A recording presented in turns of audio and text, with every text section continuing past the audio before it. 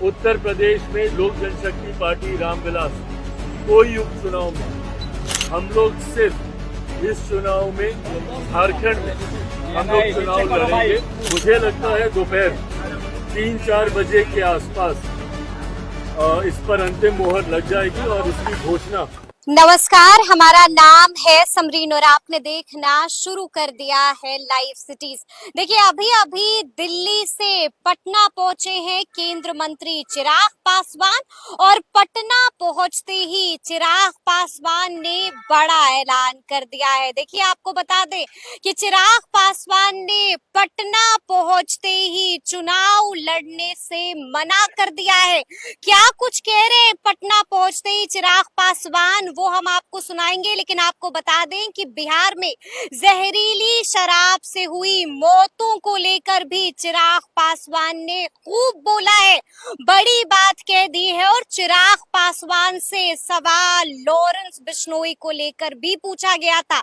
इसको लेकर क्या कुछ कह रहे हैं चिराग पासवान, कहां चुनाव लड़ने से चिराग पासवान ने मना कर दिया है और क्या कुछ कहा है, सबसे पहले आप चिराग को सुनिए। एक दुखद घटना है,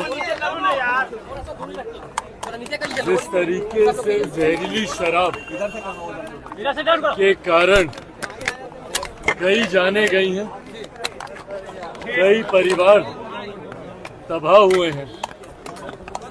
सबसे पहले मैं मृतकों के प्रति अपनी तरफ से, अपनी पार्टी की तरफ से मैं संवेदना व्यक्त करता हूं। वहीं इस मामले में जिस तीव्रता से जांच की जा रही है,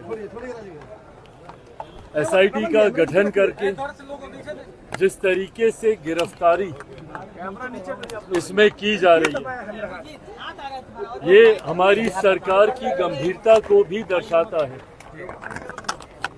कि इस मामले को कतई हल्के में नहीं लिया जाए और जो भी लोग इसमें दोषी हैं, भले वो जहरीली शराब के आयात को लेकर हो या उसके अवैध निर्माण को लेकर हो, किसी को भी इसमें बख्शा नहीं जाएगा। अगर इसमें स्थानीय प्रशासन में भी किसी की भी मिलीभगत है, उन लोगों के ऊपर भी सख्त कार्रवाई की जाएगी। अंतोगत्वा बिहार में मौजूदा एनडीए की सरकार मुख्यमंत्री नीतीश कुमार जी के नेतृत्व में ये जो घटना घटी है, इसको लेकर पूरी गंभीरता से जांच भी की जा रही है और दोषियों के ऊपर कार्रवाई भी की जा रही है, ताकि भविष्य में इस तरीके की घटना दोबारा न घटे। एक सीट मिली हमको झारखंड में, एक सीट मिली है, क्या कहेंगे? देखिए, फिलहाल झारखंड को लेकर अरे वहाँ लोगों देखिए चल रही। इस वक्त भी जिस वक्त मैं आपसे बातचीत कर रहा हूँ, झारखंड के लोक जनशक्ति पार्टी रामविलास के प्रभारी और जमुई के सांसद अरुण भारती जी रांची में ही हैं और सीएम असम हेमंत बिस्वा शर्मा जी वो भी इस वक्त रांची में मौजूद हैं। मुझे लगता है आखिरी दौर की ये बातचीत चल रही है। कल जिस तरीके से हेमंता जी ने सबको बताया कि एक सीट लोक जनशक्ति पार्टी रामविलास को और बाकी जितने घटक दल हैं, जनता दल यूनाइटेड और अजसू को लेकर उन्होंने जानकारी साझा की, इन तमाम बातों पर अंतिम मोहर इस वक्त जब मैं आपसे बातचीत कर रहा हूं लग रही है। केंद्रीय संसदीय बोर्ड के पास भी कल देर रात तक ये विषय आया था। बोर्ड की सहमति के बाद प्रभारी झारखंड अरुण भारती जी इस विषय को लेकर हमारी राज्य इकाई के पास गए हैं, उनसे भी बातचीत हो रही है और गठबंधन के बाकी साथियों से भी बातचीत हो रही है। मुझे लगता है दोपहर 3-4 बजे के आसपास इस पर अंतिम मोहर लग जाएगी और इसकी घोषणा रांची से ही एक प्रेस वार्ता के माध्यम से की जाएगी। आप उम्मीदवार उतारने की बात कर रहे हैं, उत्तर प्रदेश में 2 सीटों पर उम्मीदवार उतारने की बात कर रहे हैं, जहां भाजपा के पहले से सिटिंग कैंडिडेट रहे हैं। ये प्रस्ताव राज्य इकाई के माध्यम से केंद्रीय संसदीय बोर्ड के पास आया था।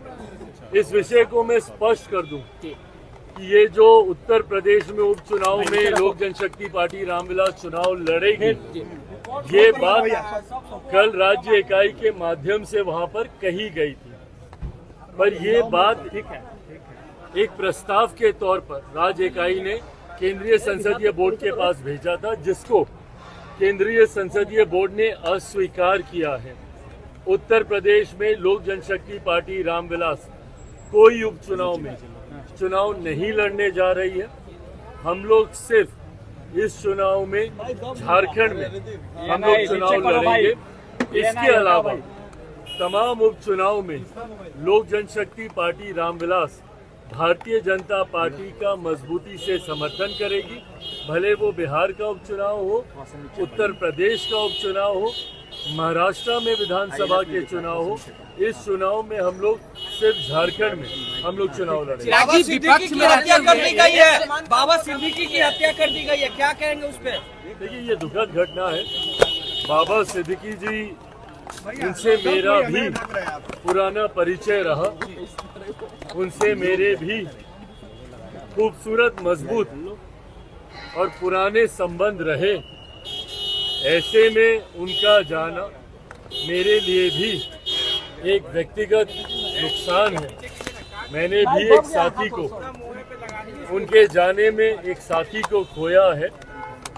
ऐसे में मैं उनके परिवार के प्रति अपनी संवेदनाएं भैया सलमान और खान को साथ धमकी ही मैं मिली है। उम्मीद करता हूं कि जल्द से जल्द पीछे कर लो ना, उनके परिवार को न्याय मिले और दोषियों को कड़ी सजा मिले। सलमान खान को भी धमकी मिली है। चिराग जी, मुख्य पर भी जरूरी है बोलना। ये मुझे लगता है केंद्र सरकार और राज्य सरकार भी उनकी सुरक्षा को लेकर चिंतित है।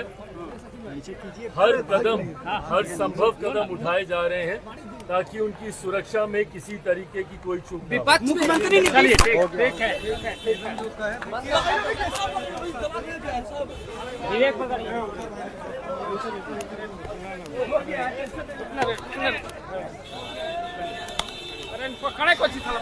तो सुना आपने कि पटना आते ही चिराग पासवान ने एक बार फिर से बड़ा बयान दे दिया है।